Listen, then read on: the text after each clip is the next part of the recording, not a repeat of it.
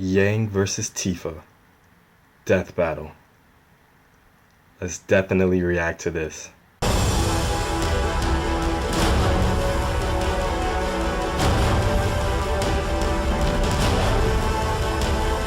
Alright, Knight Riders, so the death battle is finally here between Yang and Tifa. And I decided to throw on my Superman hat so I could look cool as shit while I react to this death battle. But I've had some Knight Riders that I guess must have watched it for the live event and told me that I was going to lose my shit while watching this. So I'm super excited. Without any further ado, let's start this shit right now. Screw Attack's Amiibo Cockfight returns in all its glory to the Addison Improv in Addison, Texas on Tuesday, October 27th.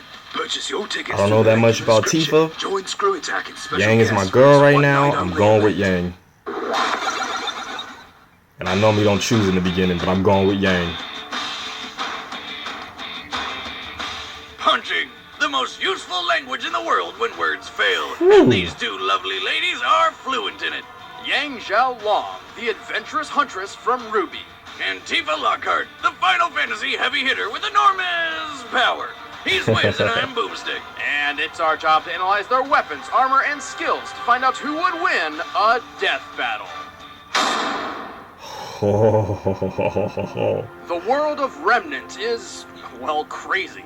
Vicious creatures called Grim run wild, entire cities have gone to waste, and every single weapon is also a gun.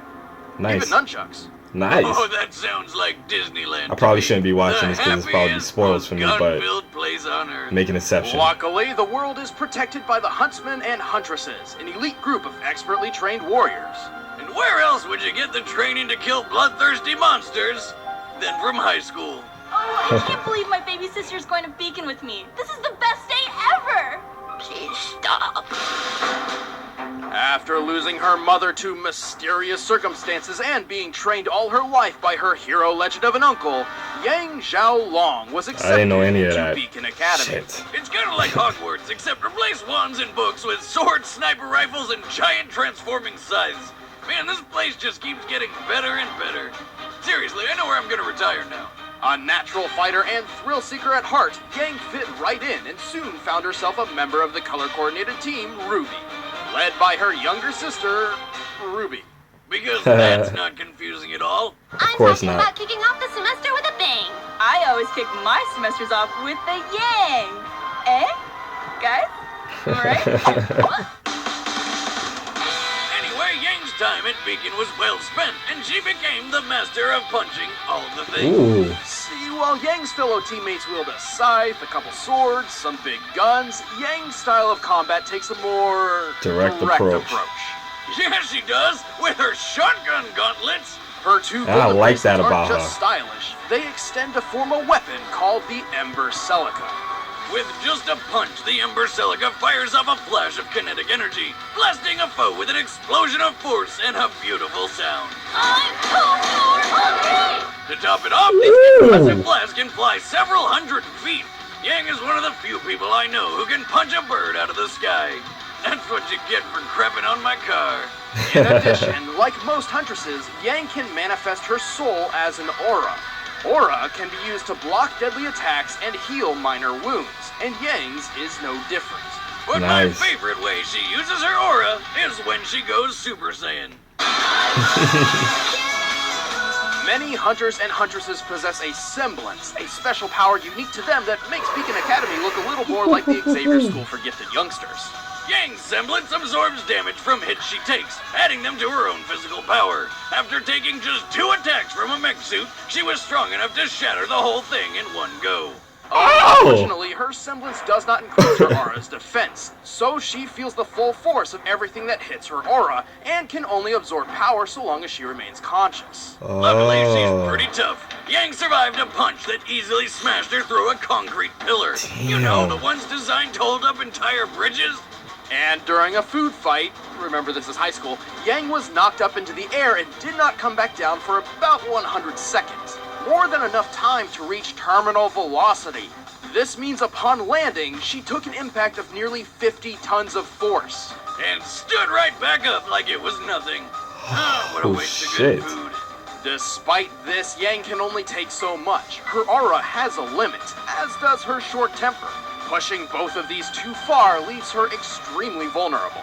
Like when this ice cream lady knocked her out because Yang had been fighting monsters all day with no sleep. It's also worth noting Yang is less adaptable when fighting against foes specializing in kicks. Still, she's confident she's one of the best in her class and dedicated to graduating Huntress School so she can travel the world fighting everyone just for the thrill of it. Damn.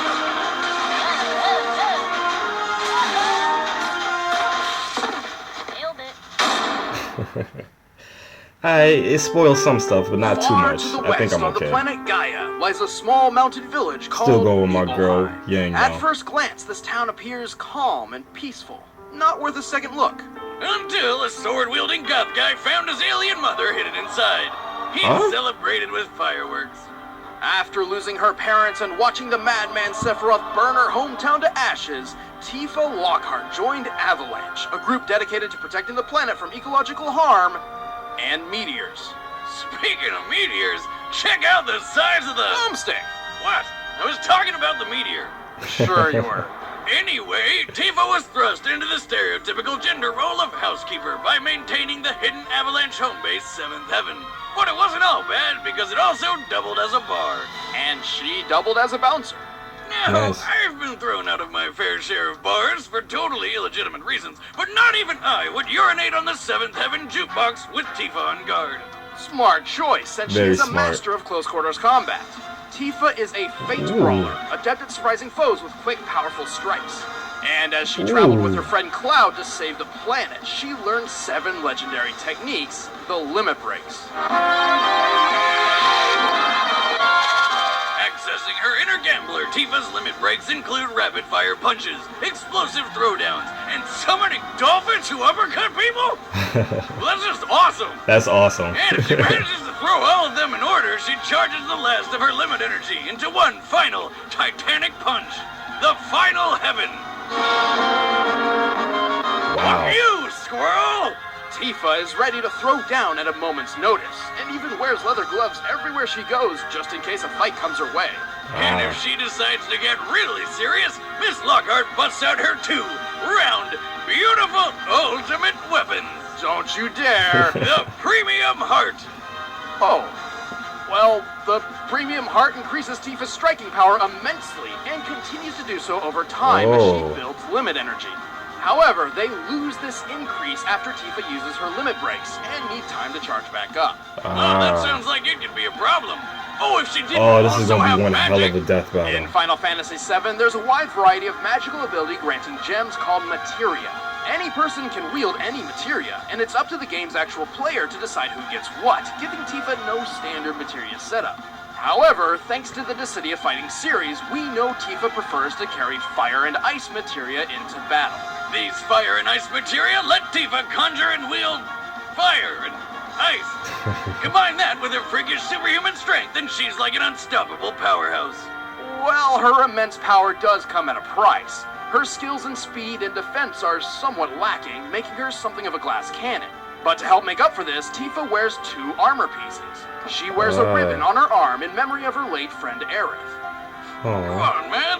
Don't bring that up. Aw. which protects her from negative effects like poison and paralysis. Oh, She nice. also likely wears the Minerva band to defend from fire and ice. Glass cannon or not, her strength is ridiculous. She's strong enough to fight an embodiment of Sephiroth and throw giant monsters around like nothing. And there was the time she helped throw Cloud through the air to reach the flying monster Bahamut Sin. After leaving Tifa's hand, you can see a Mach cone form around Cloud, which means Tifa must have helped throw him with enough force to break the sound barrier. Yeah. Oh, Cloud's a lightweight. Facts. Come on, how hard can that be? Well, factoring in the weight of Cloud and his giant weapon, Yep. he must have been thrown with up to 153 tons of force. Well, shit, talk about power. You don't want to mess with Tifa's strong, twin, firm, No. fists. Also, she's got a really nice rack. Did I mention that yet? Feels like you're flying, doesn't it? Oh, this is gonna be a hell of a fight. I'm still going with my girl Yang though.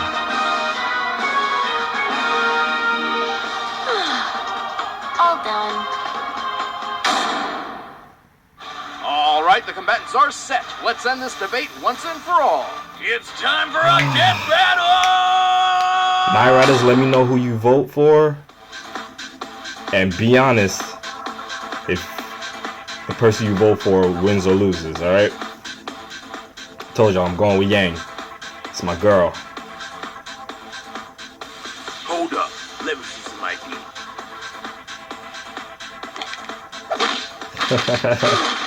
It's pretty much the same animation from Ruby. Hello. No need to panic, people. Just looking for someone. I will take a strawberry sunrise, though. No ice. Thanks. Sorry, miss. I think you'd better turn yourself around and look elsewhere. So, does this mean no sunrise? Here we go. Shit. Ooh.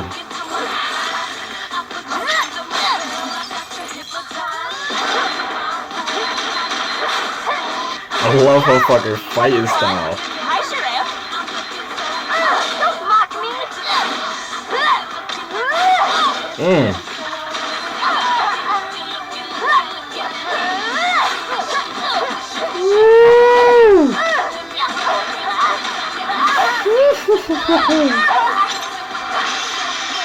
That was hot.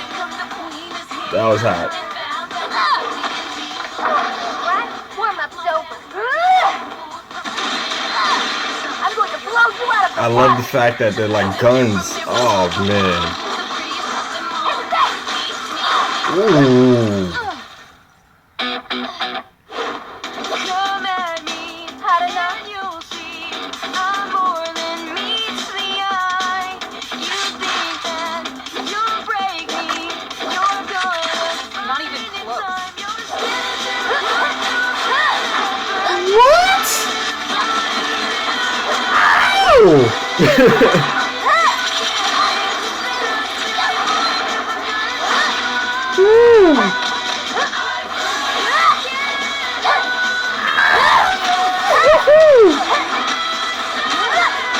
Oh! Come on, Yang. Beat her ass.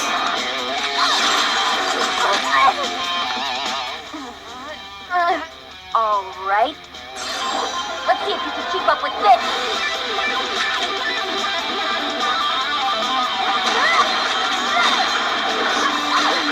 Ooh.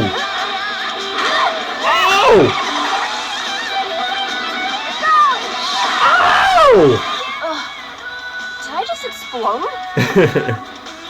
Uh-oh. I seen the episode.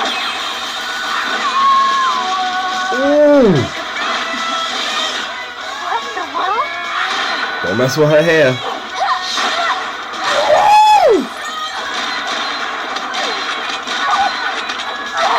Ooh. Like that? Ooh, look. Y'all see the hand movement? Nailed it. Cross another potential wife off the list. Tifa was naturally stronger and more experienced than Yang, but Yang's semblance quickly turned all Tifa's power against her. Even the Minerva Band, the best of Tifa's armor options to counter Yang's strength and shotgun blast, was eventually overtaken by the semblance. Plus, while Tifa could lift creatures many times heavier than Cloud using her limit breaks, she never shows this kind of strength anywhere else, implying that this power is exclusive to those limit breaks rather than something she possesses naturally. And even though Tifa's premium heart increased in power over time, they reset after her limit breaks, while Yang's power kept on rising. However, Yang's real trump card was her aura. Her semblance would have been useless if she could not survive Tifa's attacks. Luckily, her aura is durable enough to take a punch that shattered a concrete pillar about 4 feet wide, a feat which requires at least 1,400 tons of force. That's the equivalent of having 360 jetliners fall on your face. Oh, Yang's wow. power just pulled through in a snap. The winner is Yang Xiaolong. Next time on Death Battle. Who we got? Hello, Chad and Ben and all you Death Battle fans. Oh, Wiz and Boomstick had a great scheme going on for a while there, having you follow them on Twitter to find out which of your favorite characters they were going to massacre in the next fight. Well, now it's my turn. You see this? It's the hard drive that contains all the Death Battle matchups and outcomes for the next year. And it's mine now. If you ever want to see your precious Death Battle again, well, you know what to do. To prove that I have the content, I will release the next matchup in the season finale of The Industry this Saturday. The name's John Francis McCullough, and Death Battle is mine. All right. That wasn't the real hard drive, though, right? Wow. No, I got it right. Shit. I can't wait to find out what the season finale of Death Battle is going to be. I mean, I'm sorry, not season finale of Death Battle. What the next episode of Death Battle is going to be. If they're going to these extents.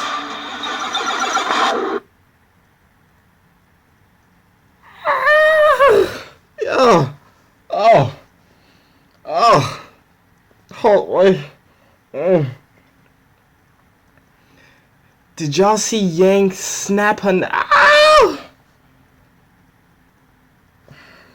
Night Riders, post your comments down below and let me know what you thought of the Yang versus Tifa death battle. I'm probably gonna watch that shit a couple more times. That was off the chain. Did y'all see her hand move? That's my girl, yo. Yang is my girl. You see, she snapped her neck like Superman did Zod and Man of Steel. Just that shit was off the chain. Now, Night Riders, this was your first time watching Death Battle and you didn't see the live one and you thought Tifa won. Be honest and let me know that you thought Tifa won. Alright? Night Riders, this was awesome. This was amazing. I'm so glad that they was able to put this out. I have a whole new respect for Ruby. Whole new respect. Alright. I'm gonna go calm down. Probably go drink some orange juice or something. Alright, Night Riders. I know y'all enjoyed this video. So continue to do what it is that you do as you comment, like, and share. But if this is your first time checking on myself or the channel, hit the subscribe button. Become a Night Rider. And join us on our journey to 5,000 subscribers. Until next time, Night Riders. Ride or die. We out.